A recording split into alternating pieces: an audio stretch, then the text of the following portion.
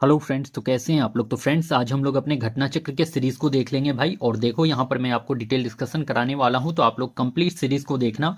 और इस सीरीज में आपको history, polity, geography, biology, physics, chemistry सभी के क्वेश्चन देखने को मिलेंगे। तो एक एक करके आप लोग सारे क्वेश्चन को देख लीजिए, और यहाँ पर मैं कंप्लीट डिटेल डिस्कशन कराऊंगा सारे क्वेश्चन का। तो चलिए हम लोग देख लेते हैं अपने क्वेश्चन को। एंड हमारा फर्स्ट क्वेश्चन है, लॉर्ड कर्जन द्वारा किस वर्ष इंडियन यूनिवर्सिटीज एक्ट पारित किया गया। तो इंडियन यूनिवर्सिटीज एक्ट पूछ ले अगर कब पारित किया गया है, तो 1899, 1901, 1904। तो भाई देखो, इंडियन यूनिवर्सिटीज एक्ट ये 1904 में पारित किया गया है।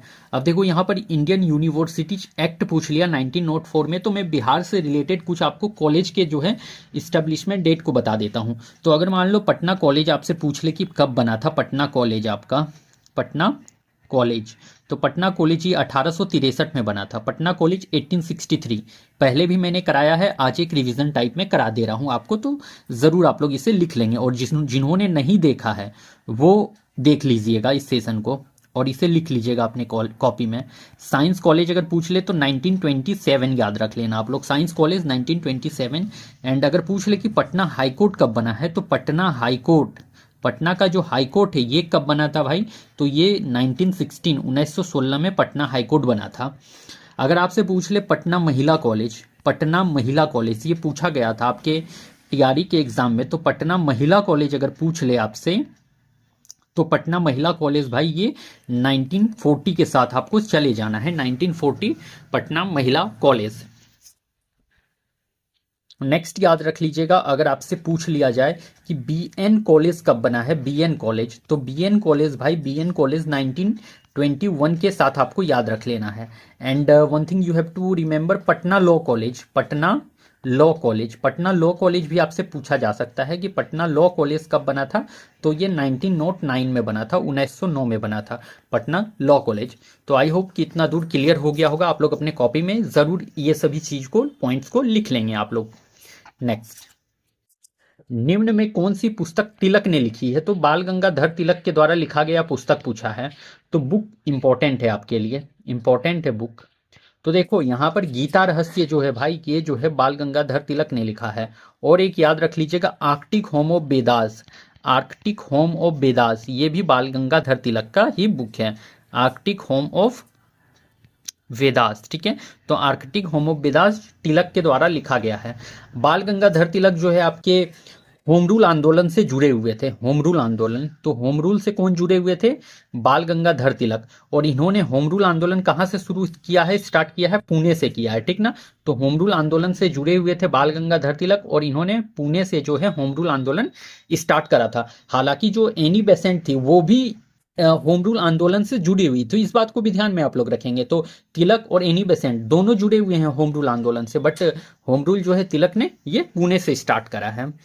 और यहाँ पर तिलक से बुक पूछा था, तो गीता रहस्य करेक्ट होने वाला है। एंड वन बुक आपको याद रख लेना है, आर्कटिक होमोज ऑफ वेदास। ठीक है, डिस्कवरी ऑफ इंडिया किसने लिखा है, तो पंडित जवाहरलाल नेहरू ने लिखा है डिस्कवरी ऑफ इंडिया। तो पंडित नेहरू ने डिस्कवरी ऑफ इंडिया लिखा था। नेक्स्ट, स्वराज हमारा जन्म सिद्ध अधिकार है और मैं इसे लेकर रहूंगा, मतलब ये स्टेटमेंट किसने कहा है, ये कहा है आपसे लाला लाजपत राय, महात्मा गांधी, तिलक, नेहरू जी। तो देखो तिलक, स्वराज मेरा जन्म सिद्ध अधिकार है और मैं इसे लेकर रहूंगा, बाल गंगाधर तिलक ने कहा था इस बात को। लाला लाजपत राय, इसे याद रख लीजिएगा, लाल बाल पाल त्रिगुट में से लाला लाजपत राय ही एकमात्र थे जो कांग्रेस अधिवेशन के अध्यक्ष रहे थे। तो लाल बाल पाल त्रिगुट, लाल बाल पाल त्रिगुट में से लाला लाजपत राय एकमात्र शख्स थे जो कि कांग्रेस अधिवेशन के अध्यक्ष रहे थे। ठीक है, तो लाल से लाला लाजपत राय, बाल से बाल गंगाधर तिलक, पाल से विपिन चंद्र पाल हो जाता है। महात्मा गांधी का जन्म कब हुआ था, तो 2 अक्टूबर 1869 में महात्मा गांधी का जन्म हुआ था भाई, 2 अक्टूबर 1869 में महात्मा गांधी का जन्म हुआ था। पोरबंदर गुजरात में हुआ था, कहां पर, तो पोरबंदर गुजरात में महात्मा गांधी का जन्म हुआ था। गुजरात, पोरबंदर गुजरात में महात्मा गांधी का जन्म हुआ था। इनके 4 पुत्र थे, हरिलाल, मनीलाल, रामदास, देवदास, और एक दत्तक पुत्र, और एक क्या थे दत्तक पुत्र, जमुनालाल बजाज। दत्तक पुत्र मतलब गोद लिया हुआ, तो जमुनालाल बजाज। इनका एक बुक याद रख लीजिएगा, my experiment with truth, my experiment with truth. तो माई एक्सपेरिमेंट विथ ट्रूथ, सत्य के साथ मेरे प्रयोग। बुक याद रख लीजिएगा, एक याद रख लीजिएगा हरिजन, हरिजन याद रख लीजिएगा इनके पत्रिका का नाम। एक याद रख लीजिएगा यंग इंडिया, यंग इंडिया भी इनके पत्रिका का नाम याद रख लीजिएगा।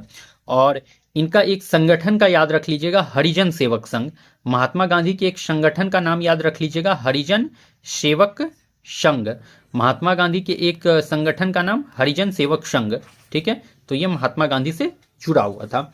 नेहरू जी से क्या याद रख लेना है, डिस्कवरी ऑफ इंडिया। और पहले ये जो थे हमारे फर्स्ट जो थे पीएम थे, प्राइम मिनिस्टर नेहरू जी थे। और ये जो डिस्कवरी ऑफ इंडिया इन्होंने लिखा है, पिता के पत्र पुत्री के नाम नेहरू जी ने ही लिखा था। पिता के पत्र पुत्री के नाम और discovery of India Nehru ji. Okay, next. Banaras Hindi विश्वविद्यालय की स्थापना कब हुई? तो बनारस हिंदी विश्वविद्यालय इंपॉर्टेंट हो सकता है। तो बनारस हिंदी विश्वविद्यालय का स्थापना भाई ये हुआ था 1916 में। और किसके द्वारा? तो मदन मोहन मालवीय के द्वारा, ठीक है। मदन मोहन मालवीय के द्वारा, मदन मोहन मालवीय के द्वारा जो बनारस हिंदी विश्वविद्यालय था उसका स्थापना हुआ था 1916 में हुआ था। Okay, next. किस भारत में ब्रिटिश साम्राज्य का संस्थापक माना जाता है? किसे भारत में ब्रिटिश साम्राज्य का संस्थापक? तो भारत में जो ब्रिटिश साम्राज्य का संस्थापक कौन है बता दीजिए। Lord Cornwallis, Warren Hastings, Clive. तो देखो भारत में जो ब्रिटिश साम्राज्य का संस्थापक है वो है आपके क्लाइव। कौन हो जाते हैं? तो क्लाइव हो जाते हैं ब्रिटिश साम्राज्य के संस्थापक भारत में। देखो क्लाइव ही वो शख्स हैं जिन्होंने प्लासी के युद्ध में, प्लासी का युद्ध जो जून 1757 में प्लासी का युद्ध हुआ था, जून 1757 में जो प्लासी का युद्ध हुआ था उसमें जो बंगाल के नवाब को सिराजुद्दौला को हराकर भारत में ब्रिटिश शासन का नींव रखा था, ठीक है। जून 1757 प्लासी के युद्ध में बंगाल के नवाब सिराजुद्दौला, जो बंगाल के नवाब थे, बंगाल के नवाब सिराजुद्दौला को हराकर भारत में ब्रिटिश साम्राज्य का नींव रखे थे क्लाइव, ठीक है। तो इस बात को आप लोग ध्यान रख लीजिएगा। नेक्स्ट। किस पठार पर कर्क रेखा तथा भारतीय मानक समय रेखा एक दूसरे को काटती है? तो कर्क रेखा और भारतीय मानक समय रेखा एक दूसरे को काटता है वो मालवा के पठार, बुंदेलखंड या बघेलखंड? तो देखो बघेलखंड के पठार में जो है कर्क रेखा भारतीय मानक समय रेखा को एक दूसरे से काट देता है ये लोग। और कर्क रेखा जो है भाई, तो कर्क रेखा जो है 8 राज्यों से क्रॉस होता है। कर्क रेखा कितने राज्यों से पार होता है? तो 8 राज्यों से क्या होता है? पार होती है। और 8 राज्य के लिए मैंने एक ट्रिक आपको बताया था, मित्र पर गमछा झाड़, मित्र पर गमछा झाड़, ये मैंने ट्रिक आपको बताया था। मित्र पर गमछा झाड़ ये ट्रिक है आपको ट्रॉपिक ऑफ कैंसर को याद रखने का। और मित्र पर गमछा झाड़ से ट्रिक से याद रख लीजिएगा। मी से मिजोरम, त्रो से त्रिपुरा याद रख लीजिएगा, पो से पश्चिम बंगाल याद रख लीजिएगा, गो से गुजरात याद रख लीजिएगा, मो से मध्य प्रदेश याद रख लीजिएगा, छ से छत्तीसगढ़ याद रख लीजिएगा और झाड़ से झारखंड याद रख लीजिएगा भाई। तो ये और आर से झा से झारखंड और रॉ से राजस्थान याद रख लीजिएगा। तो 1 2 3 4 5 6 7 8 हो गए आपके। तो ये 8 राज्य थे जहां से जो है कर्क रेखा पार होता है, ठीक है। नेक्स्ट। निम्न में सबसे लंबी पर्वत श्रृंखला? Himalaya, Alps, Rocky. तो देखो अकॉर्डिंग टू ऑप्शन जो है भाई वो रॉकी हो जाएगा, ठीक है। तो सबसे लंबी पर्वत श्रृंखला रॉकी अकॉर्डिंग टू ऑप्शन। तो ये रॉकी कहाँ है? तो उत्तरी अमेरिका में है, उत्तरी अमेरिका में। बट अगर रॉकी आपका नहीं दिया रहे, ठीक है, तो फिर आपको जो है सबसे लंबी जो है पर्वत श्रृंखला वो एंडीज के साथ जाना है, एंडीज। तो अगर रॉकी नहीं दिया रहे तो आपको एंडीज के साथ जाना है। ये सबसे लंबी है पर्वत श्रृंखला आपका एंडीज, सबसे लंबी पर्वत श्रृंखला एंडीज। एक्चुअली जो देखो मेन तो एंडीज है, ठीक है। सबसे लंबी पर्वत श्रृंखला एंडीज है, बट यहाँ पर ऑप्शन में एंडीज नहीं था, इसलिए यहाँ आप रॉकीज के साथ गए हो। अगर एंडीज रहता तो फिर रॉकी के साथ जाने की जरूरत नहीं थी आपको। तो जब रॉकी नहीं रहे तो सबसे लंबी पर्वत श्रृंखला एंडीज है, ठीक है। और ये कहाँ पर है? तो दक्षिण अमेरिका का है, दक्षिण अमेरिका। ओके फ्रेंड्स, अब देखो यहाँ हिमालय की बात हुई है तो आज मैं पूरा हिमालय यहाँ पे खत्म करने वाला हूँ। अब हिमालय, तो हिमालय देखो, हिमालय जो है भारत के उत्तर में है। हिमालय स्थित कहाँ है? तो भारत के उत्तर में। हिमालय जो है भारत के उत्तर नॉर्थ में है, इस बात को याद रख लीजिएगा। हिमालय भारत के उत्तर में है, नॉर्थ में है। हिमालय का ऊंचाई कितना है? तो ऊंचाई है भाई ये 6000 मीटर, 6000 मीटर जो है हिमालय का यार नहीं, ऐसे नहीं याद रखो। देखो ये 6000 मीटर इसका कह देता हूँ ऊंचाई, अभी ये सॉरी ये मिस्टेक हो गया है। 6000 मीटर इसका ऊंचाई आपको याद नहीं रखना है, वो टाइप में हिमालय का मैं बताऊंगा आपको, अभी रुको। देखो हिमालय के पश्चिम में जो है, हिमालय के पश्चिम में सिंधु नदी, हिमालय के पश्चिम में सिंधु नदी है और नागा पर्वत है। हिमालय के पश्चिम में सिंधु नदी और नागा पर्वत है। नागा पर्वत जो है हिमालय के पश्चिम में सीमा बनाता है, ठीक है। तो हिमालय के पश्चिम में अगर पूछ ले तो सिंधु नदी है और नागा पर्वत जो है पश्चिम से सीमा बनाता है हिमालय में। और अगर पूर्व में पूछ ले, हिमालय के पूर्व में अगर आपसे पूछ ले तो हिमालय के पूर्व में दिहांग नदी और नामचा बरवा पर्वत है। दिहांग नदी और नामचा बरवा पर्वत है। नामचा बरवा पर्वत। तो हिमालय के जो पूर्व में है दिहांग नदी और नामचा बरवा पर्वत ही, इतना आप लोग याद रख लीजिएगा। हिमालय को मेनली देखो 3 श्रेणी में बांटा गया है। हिमालय का 3 श्रेणी है। चलो आपको मैं आगे डिस्कस कर देता हूं हिमालय का 3 श्रेणी का, रुको नेक्स्ट स्लाइड में। देखिए हिमालय के मेनली जो है भाई ये 3 श्रेणी है। हिमालय के 3 श्रेणी है। कितने श्रेणी है हिमालय के? तो 3 श्रेणी है हिमालय के, ठीक ना। कौन कौन से श्रेणी है अभी मैं बता देता हूं आपको। हिमालय के 3 श्रेणी है, आपको 3 श्रेणी याद रखना है। पहला तो याद रख लीजिएगा आपका महान हिमालय। महान हिमालय, तो हिमालय का 3 श्रेणी, महान हिमालय, मध्य या फिर इसी को लघु हिमालय कहा जाता है, मध्य या लघु हिमालय इसी को कहा जाता है। और एक हो गया आपका शिवालिक या बाहरी हिमालय। शिवालिक या इसी को कहा जाता है बाहरी हिमालय, इसी को बाहरी हिमालय भी कहा जाता है। तो शिवालिक या बाहरी हिमालय, तो 3 श्रेणी ये सब हो गया। अब तीनों श्रेणी का मैं डिस्कस कर देता हूं। महान हिमालय को जो है भाई वो हिमाद्री भी कहा जाता है। महान हिमालय को हिमाद्री भी कहते हैं, ठीक है। तो महान हिमालय को हिमाद्री भी कहा जाता है।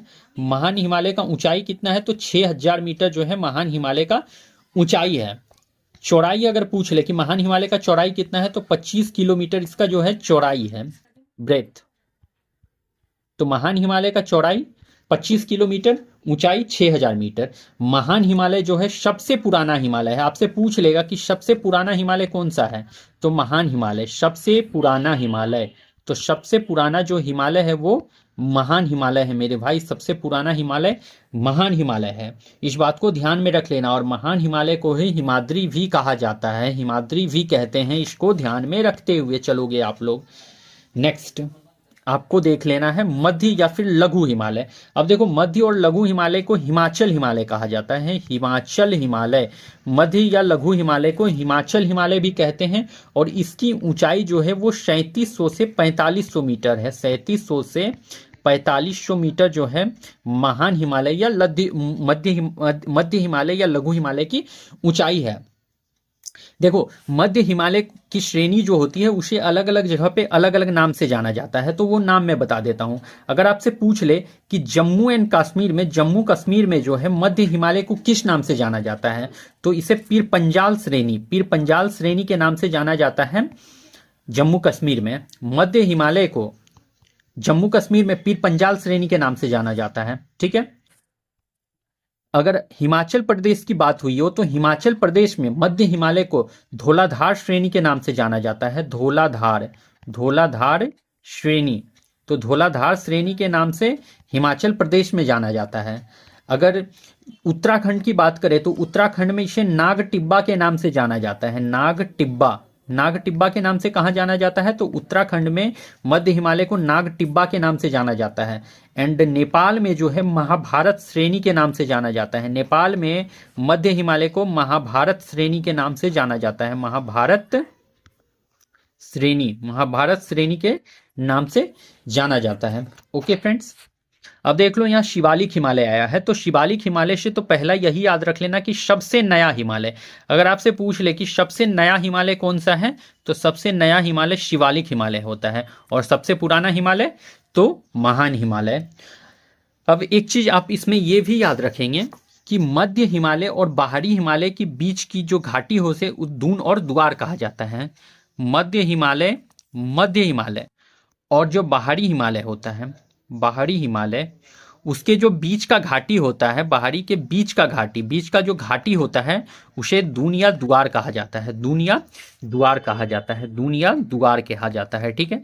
तो मध्य हिमालय और बाहरी हिमालय के बीच की घाटी को दूनिया द्वार कहा जाता है, इसको भी ध्यान में रख लेना। तो देखो मैंने हिमालय का आपको यहाँ पर कंप्लीट करा दिया है, तो आई होप कि अब जो हिमालय से आएगा तो यही सबसे आएगा, और फिर इतना में से आपका जो है कंप्लीट हो जाएगा। और कुछ रह गए होंगे जैसे दर्रे वर्रे रह जाते हैं, तो मैं दर्रे को कंप्लीट करा दूंगा आपको, और वैसे मैंने दर्रा कंप्लीट पीछे भी कराया, और अगर जरूरत पड़ा तो आगे भी मैं दर्रा को कंप्लीट कराऊंगा। और इससे बाहर तो हिमालय में फिर कुछ पूछने का ही रह गया, ठीक है, इससे बाहर कुछ नहीं पूछा जाएगा। हिमालय इतना कर लियो तो आप लोग खत्म हो गया आपका हिमालय पूरा। अगर दर्रे की बात हुई है तो दर्रा मैंने पहले भी डिस्कस करा है, और फिर किसी दिन जो है दर्रा आपको डिस्कस कर दूंगा। ओके फ्रेंड्स, नेक्स्ट, विश्व का सबसे शुष्क रेगिस्तान। अगर विश्व का सबसे शुष्क रेगिस्तान पूछ ले भाई, तो ये देखो सहारा है, टकला मकान है, अटाकामा। तो ये अटाकामा जो है सबसे शुष्क रेगिस्तान है, अटाकामा डेजर्ट जो है सबसे शुष्क है विश्व का। नेक्स्ट, तुमले पल्ले खदान। तो तुमले पल्ले खदान से निकाला जाता है, तो तुमले पल्ले खदान से क्या निकालता है? यूरेनियम। तो यही करेक्ट है, तुमले पल्ले खदान से यूरेनियम निकाला जाता है। निम्नलिखित में किस सागर में दुनिया में सबसे अधिक लवणता? तो दुनिया में सबसे अधिक अगर लवणता पूछ ले कि किस सागर में है, तो सबसे अधिक लवणता जो है आपके भूमध्य सागर, काला सागर, मृत सागर। तो मृत सागर डेड सी में जो है सबसे अधिक लवणता है, मृत सागर में सबसे अधिक लवणता हो जाता है। नेक्स्ट, महाद्वीप बहाव का सिद्धांत किसके द्वारा विकसित किया गया? तो महाद्वीप बहाव का सिद्धांत जे विल्सन, ए वेगनर। तो देखो ए वेगनर जो है इसके करेक्ट आंसर हो जाते हैं। महाद्वीप बहाव का सिद्धांत ए वेगनर ने दिया था। विद्युत उत्पन्न करने के लिए कौन सी धातु का उपयोग होता है? तो विद्युत उत्पन्न करने के लिए, जो बिजली है उसको उत्पन्न करने के लिए यूरेनियम। तो यही करेक्ट है, विद्युत उत्पन्न करने के लिए यूरेनियम का यूज करा जाता है। ओके फ्रेंड्स, यूरेनियम का यूज करा जाता है बिजली उत्पन्न करने के लिए। अब देखो जब बिजली उत्पन्न करने का बात हुआ है तो यहाँ पर एक मैं नाभिक के रिएक्टर, न्यूक्लियर रिएक्टर की बात करूंगा यहाँ पर। और ये न्यूक्लियर रिएक्टर जो है आपके लिए इंपॉर्टेंट है, एग्जाम में यहाँ से क्वेश्चन फंसेगा, ठीक है। तो वीवीआई लिख लो इसे, वीवीआई है आपके लिए। ये जो है न्यूक्लियर रिएक्टर, ये आपके एग्जाम के लिए वीवीआई टॉपिक है, न्यूक्लियर रिएक्टर। देखो न्यूक्लियर रिएक्टर में मेनली होता क्या है? तो बिजली बनाया जाता है फ्रेंड्स। ओके, अब देखो इसमें आपको क्या क्या याद रख लेना। एक तो याद रख लेना न्यूक्लियर रिएक्टर में एक कंट्रोलिंग रॉड होते हैं, ठीक ना, कंट्रोलिंग रॉड्स होते हैं जो कि क्या करते हैं, रिएक्शन को कम या ज्यादा करने में यूज करा जाता है। तो न्यूक्लियर रिएक्टर में एक कंट्रोलिंग रॉड होते हैं जो ऊपर नीचे होते रहता है, ठीक ना। और इस रॉड का यूज यही होता है कि ये रिएक्शन को कम या ज्यादा करने के लिए किया जाता है। तो देखो ये कंट्रोलिंग रॉड में आपको क्या क्या याद रख लेना। देखो ये कंट्रोलिंग रॉड जो है ये कैडमियम, ग्रेफाइट या बोरोन का बना रहता है। कैडमियम, ग्रेफाइट या बोरोन का बना होता है, ठीक है, ग्रेफाइट या बोरोन का बना होता है। तो आपसे पूछ लेगा कि न्यूक्लियर रिएक्टर का जो कंट्रोलिंग रॉड्स होता है वो किसका बना रहता है? तो वो कैडमियम, ग्रेफाइट या बोरोन का बना होता है। और एक क्वेश्चन ये भी पूछा जाता है कि न्यूक्लियर रिएक्टर में शीतलक या फिर मंदक के रूप में, मतलब कि शीतलक मतलब ठंडा करने के लिए शीतलक, ठीक है, शीतलक कूलिंग रिएजेंट, या फिर आपसे मंदक पूछ लेगा मॉडरेटर के रूप में किसका यूज करा जाता है? तो शीतलक के रूप में या फिर मंदक के रूप में पूछ ले आपसे कि न्यूक्लियर रिएक्टर में किसका यूज करते हैं, तो उसमें करते हैं H2O जो वाटर होता है उसका, और D2O मतलब कि ड्यूटोरियम ऑक्साइड, मतलब कि हेवी वाटर जो होता है, भारी जल। तो अगर आपसे शीतलक या फिर मंदक में पूछ ले कि शीतलक या मंदक के रूप में न्यूक्लियर रिएक्टर में किसका यूज करा जाता है, तो H2O वाटर और D2O मतलब कि ड्यूटोरियम ऑक्साइड जो भारी जल होता है उसका जो हम लोग शीतलक या मंदक के रूप में कार्य करते हैं, ठीक है। तो ये दो क्वेश्चन आपसे पूछा जा सकता है, और ये इंपॉर्टेंट मेरे नजर में तो ये क्वेश्चन वीवीआई लग रहा है, ठीक है। तो वीवीआई लग रहा है मेरे नजर में, तो आप लोग इसे एक बार देख लेना अच्छे से, नोट्स इसका भी बना लेना। आई होप कि TRE 4 में यहां से ये क्वेश्चन देखने को मिल जाएगा। नेक्स्ट, फ्यूज का तार किस चीज का बना होता है? तो फ्यूज का तार टीन, सीसा, निकेल, टीन, सीसा का मिश्र धातु। देखो फ्यूज का तार जो होता है वो टीन और सीसा का मिश्र धातु का बना होता है। देखिए फ्यूज का जो होता है, फ्यूज का जो तार होता है वो टीन और शीशा का बना होता है। और फ्यूज में जो होता है ना वो लो मेल्टिंग पॉइंट होता है भाई, लो मेल्टिंग पॉइंट होता है, जिससे हमारे जो है एप्लियंसेस की रक्षा होती है, ठीक है। लो मेल्टिंग पॉइंट होता है, लो मेल्टिंग पॉइंट, जिसके वजह से अगर जो है बिजली ज्यादा क्रॉस हुई तो फिर जो वो फ्यूज का तार होता है वो जल जाता है, और जिसकी वजह से हमारे जो घर के अप्लायंसेस हैं उनकी जो है रक्षा हो जाती है, प्रोटेक्शन हो जाता है। तो इसीलिए हम लोग अपने घर में जो है फ्यूज का यूज करते हैं। तो लो मेल्टिंग पॉइंट जो है एक इसका कैरेक्टर आपको ये भी याद रख लेना है। ओके, नेक्स्ट, गर्म करने पर एक अर्धचालक का प्रतिरोध, तो देखो गर्म करने पर जो एक अर्धचालक जो होते हैं उसका प्रतिरोध क्या होगा ये पूछा है। तो देखो अर्धचालक का प्रतिरोध जो होता है भाई वो घट जाता है गर्म करने पर, गर्म करने पर अर्धचालक का प्रतिरोध घट जाता है। ओके नेक्स्ट, सौर भट्टी में प्रयुक्त होता है, तो सौर भट्टी में किसका प्रयुक्त यूज करा जाता है? समतल दर्पण, अवतल दर्पण, उत्तल दर्पण। तो अवतल लेंस जो होते हैं उसका हम लोग जो यूज करते हैं सौर भट्टी में अवतल लेंस का प्रयोग करते हैं, सौर भट्टी में अवतल लेंस का प्रयोग करते हैं। ओके नेक्स्ट, एक हाइड्रोकार्बन की कार्बन के दो परमाणु द्विबंध द्वारा जुड़े हैं कहलाता है। मतलब पूछा है क्या कि अगर एक हाइड्रोकार्बन जो है वो दो परमाणु बंध के द्वारा जुड़े हैं तो उसे क्या कहते हैं? तो देखो दो अगर हाइड्रोकार्बन उसमें हो गया तो उसे कहा जाता है अल्केन। क्या कहते हैं? अल्कीन कहा जाता है। दो दो बंध से बना हुआ है तो अल्कीन कहा जाता है। देखो अगर सिंगल बॉन्ड है, अगर सिंगल बॉन्ड है तो अल्केन, एन इन आइन, ऐसे याद रख लेना, एन इन आइन, मतलब आप समझ रहे हैं, एन इन आइन। अगर सिंगल बॉन्ड है तो एन, डबल बॉन्ड है तो इन, ट्रिपल बॉन्ड है तो आइन। ठीक है, तो अल्केन एन है लास्ट में तो मतलब ये सिंगल बॉन्ड का है। ठीक है, सिंगल बॉन्ड। अल्कीन इन है, ई एन ई, इन है तो इसका मतलब ये डबल बॉन्ड। और आइन अल्काइन मतलब ये ट्रिपल बॉन्ड। ठीक है, तो alkane, alkyne, alkyne, single bond alkane, double bond alkyne, triple bond alkyne. Okay friends, I hope कि क्लियर हो गया होगा मैं आपको क्या बताना चाह रहा हूं। तो यहां पर जो अल्केन में जो है एक जो है एक जो क्या कहते हैं कार्बन के बॉन्ड थे इसमें। अल्कीन में जो थे दो कार्बन के बॉन्ड है, अल्काइन में तीन कार्बन के बॉन्ड थे। तो इस तरह से आपको याद रख लेना है। ठीक है, तो अब इस बार शायद क्लियर हो गया होगा मैं आपको क्या बताना चाह रहा हूं। नेक्स्ट, सोडा वाटर की बोतल खोलने पर निकलने वाली गैस है। तो देखो सोडा वाटर यहां दिया हुआ है कि सोडा वाटर की जब आप बोतल खोलते हो तो कौन सा गैस बाहर निकलता है। तो आप सोडा बोतल खोल रहे हो या फिर आप जब कोल्ड ड्रिंक का बोतल खोलते हो ना, पेप्सी का, थम्स अप का, ये सब का जब बोतल खोलोगे आप तो उससे गैस निकलता है। तो वो गैस कौन सा है? तो देखो भाई वो कार्बन डाइऑक्साइड गैस निकलता है। ठीक ना, तो सोडा वाटर जब खोलते हो, जब आप लोग पेप्सी, कोका कोला ये सब जो खोलते हो तो उससे जो गैस निकलता है वो कार्बन डाइऑक्साइड उसमें गैस भरा होता है। ठीक, तो कार्बन डाइऑक्साइड गैस निकलता है। नेक्स्ट, सबसे अधिक क्रियाशील धातु, तो सबसे अधिक रिएक्टिव अगर पूछ ले तो रिएक्टिव जो है पोटेशियम, तो यही करेक्ट है, सबसे अधिक रिएक्टिव पोटेशियम है। सबसे अधिक रिएक्टिव धातु जो है पोटेशियम हो जाता है। नेक्स्ट, वनस्पति तेल से वनस्पति घी बनाने में प्रयुक्त होने वाली गैस है। तो वनस्पति तेल से वनस्पति घी अगर बनाना है तो आप लोग उसमें जो गैस का यूज करते हैं वो हाइड्रोजन गैस का यूज करा जाता है। एंड ये हाइड्रोजिनेशन प्रोसेस के द्वारा जो है वनस्पति तेल से वनस्पति घी बनाया जाता है।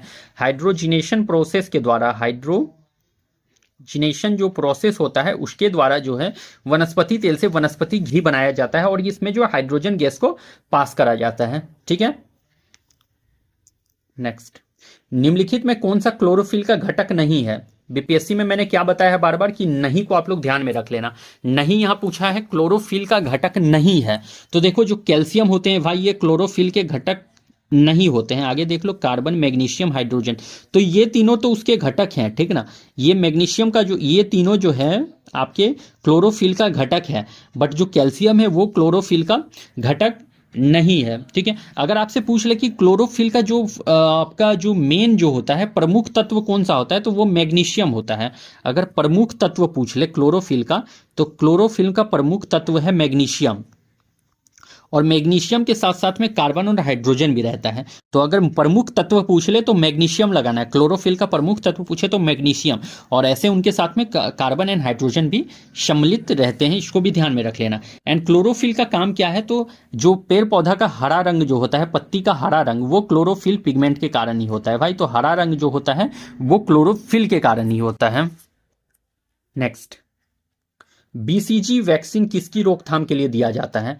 तो BCG, small pox, typhoid, TV. तो देखो टीवी जो ट्यूबरक्लोसिस होता है, टीवी जिसे क्षय रोग कहते हैं या फिर क्षय रोग कहा जाता है, उसे बीसीजी का टीका दिया जाता है। बीसीजी का टीका जो है क्षय रोग वालों, जिसे आप लोग टीवी कहते हो, ट्यूबरक्लोसिस कहते हो, उसे बीसीजी का टीका दिया जाता है, वैक्सीन दिया जाता है। और देखो ये जो टीका है ना, बीसीजी का टीका, ये भी क्वेश्चन आता है कि बीसीजी का टीका कब तक दे देना चाहिए? तो देखो जन्म के तुरंत बाद, बीसीजी का टीका जो है ना जन्म के तुरंत बाद तुरंत बाद या फिर 12th मंथ के अंदर जो है दे देना चाहिए। 12th मंथ के अंदर, 12 मंथ के अंदर दे देना चाहिए बच्चे को, नहीं तो फिर उसके बाद देने से कोई उसका बेनिफिट नहीं होने वाला है।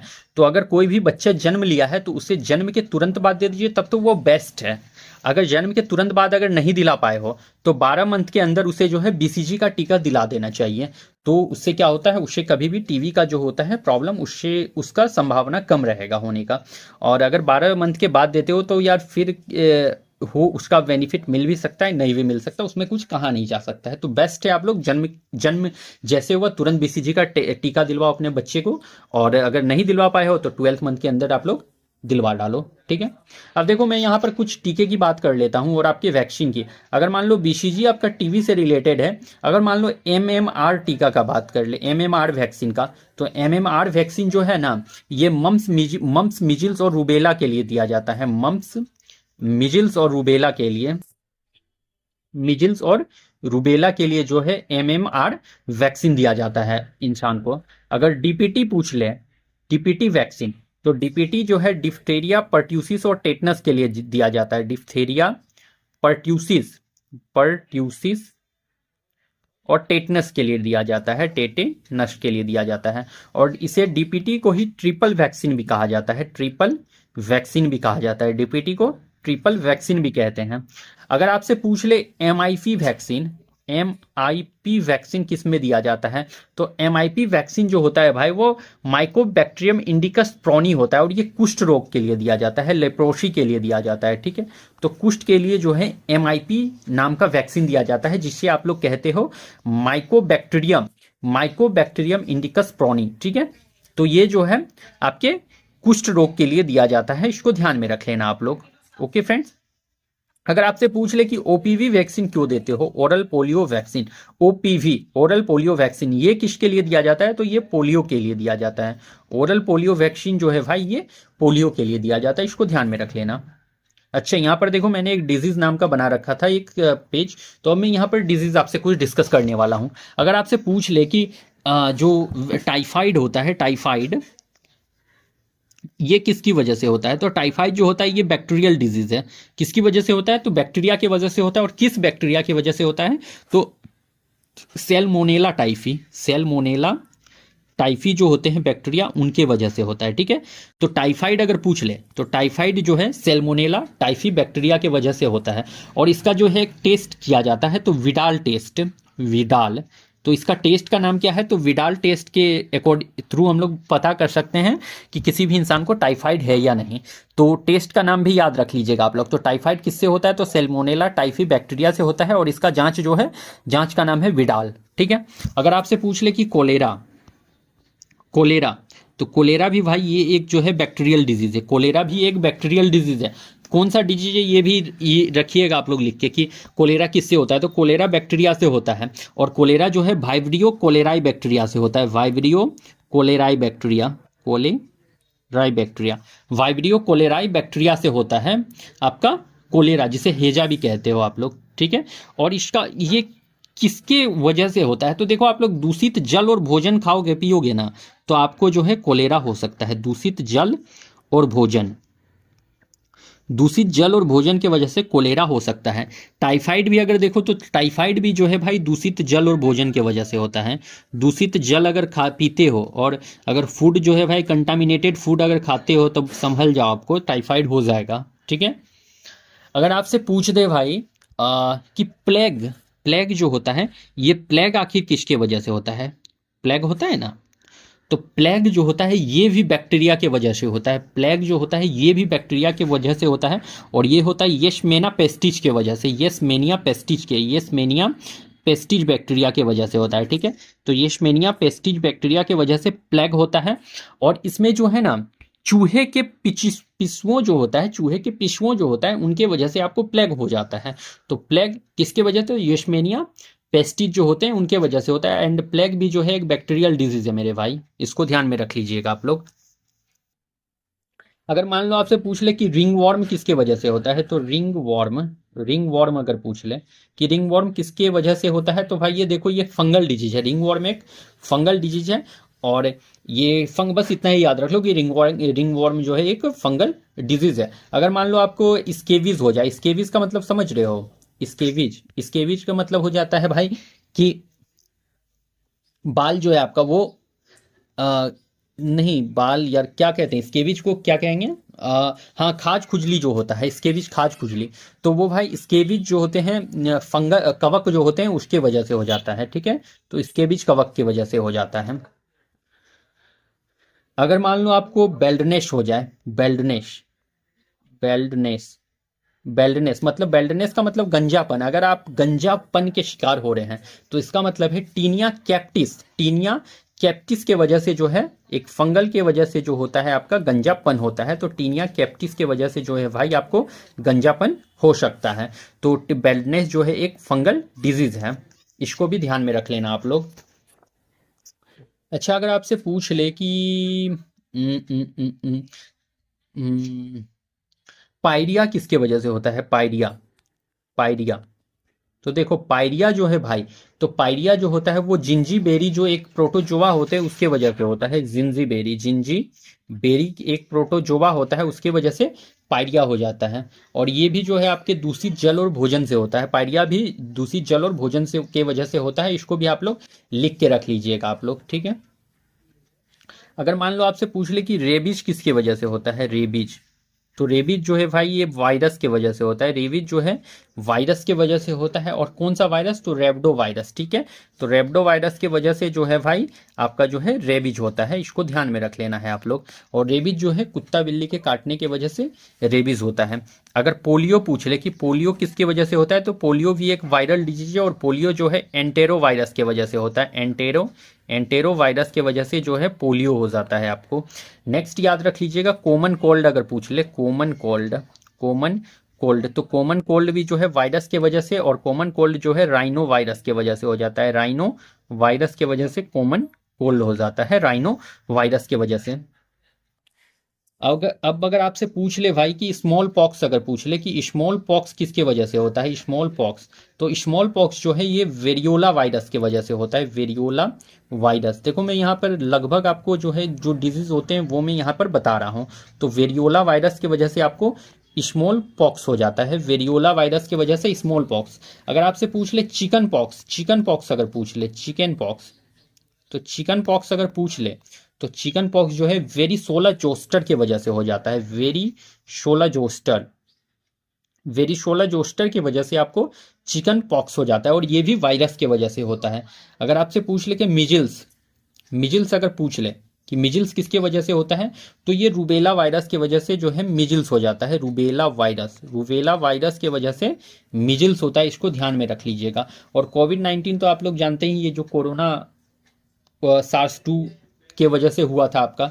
डेंगू अगर पूछ ले, डेंगू, तो डेंगू जो है भाई वो डेंगू अरबो वायरस की वजह से होता है। अरबो वायरस की वजह से डेंगू होता है, ठीक है? ये सब अपने कॉपी में आप लोग लिख लेना। अगर मान लो आपको स्वाइन फ्लू पूछ ले, swine flu, swine flu, swine flu अगर पूछ ले तो H1N1 वायरस की वजह से, H1N1 वायरस की वजह से। अगर बर्ड फ्लू पूछ ले, बर्ड फ्लू, बर्ड फ्लू अगर पूछ ले तो H5N1 वायरस की वजह से, H5N1 वायरस की वजह से बर्ड फ्लू होता है, ठीक है? अगर आपसे हेपेटाइटिस ए बी सी पूछ ले, मतलब हेपेटाइटिस पूछ ले, हेपेटाइटिस, तो हेपेटाइटिस तो मैंने पहले भी बताया है। तो जो ये वायरल डिजीज है ए बी सी अगर पूछ ले, तो ये हेपेटाइटिस ए बी सी जो है वो hepatitis A B C type के वायरस से होता है, ठीक है? ए बी सी टाइप के वायरस से होता है, इसको ध्यान रख लीजिएगा। अगर मम्प्स पूछ ले, मम्प्स, मम्प्स, तो भाई मम्प्स जो होता है पारामिक्सो वायरस की वजह से होता है। पारामिक्सो वायरस, तो मम्प्स अगर पूछ ले तो पारामिक्सो वायरस की वजह से मम्प्स होता है, ठीक है भाई? अच्छा, एक आप लोग याद ये भी रख लीजिएगा कि आप लोग जो एक देखते होंगे फलेरिया होता है, जिसे कि हाथी पाव कहा जाता है। फलेरिया, जिसे फलेरिया देखते हो ना, पैर फूल जाता है आदमी का, इंसान का, फलेरिया जिसे कहते हो, जिसे हाथी पाव भी कहते हो। हाथी पाव, हाथी पाव, हाथी पांव, तो ये आखिर किसके वजह से होता है? तो हाथी पांव जो होता है भाई फलेरिया, ये होता है उचेरिया, की वजह से उशेरिया, वो जो गोल कृमि जो होता है जिसे आप स्क्लेमेंथिस भी कह सकते हो, गोल कृमि जो होता है या फिर स्क्लेमेंथिस भी आप जिसे कह सकते हो, ठीक है।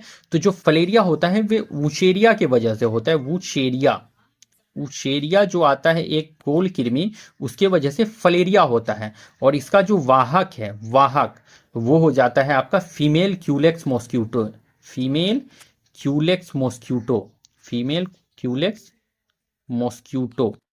तो जो आपका फलेरिया है हाथी पाँव, वो उचेरिया के वजह से होता है। और ये जो है एक गोल कृमि से होने वाला रोग है या फिर स्क्लेमेंथिस से होने वाला रोग है। और इसका वाहक जो है वो फीमेल क्यूलेक्स मॉस्क्यूटो है, इस बात को ध्यान में रख लेना। तो यहाँ पर देखो मैंने डिजीज भी आपका अप्रॉक्स कंप्लीट करा दिया है, तो शायद ही अब डिजीज में भी इससे भी बाहर कुछ आपको देखने को मिले। तो ये जितना भी मैंने कराया है अपनी कॉपी में आप लोग नोट्स बना लेना, ठीक है। तो चलिए फिर मिलता हूँ कल आप लोगों से किसी नेक्स्ट वीडियो के साथ। तब तक के लिए आप लोगों को thank you and best of luck. और जितने भी कंटेंट मैंने दिए हैं उसको कॉपी में आप लोग जरूर लिखेंगे, अच्छे से नोट्स बनाना भाई, तभी आपके लिए बेनिफिशियल होगा। चलिए फिर मिलता हूँ कल, thank you and best of luck.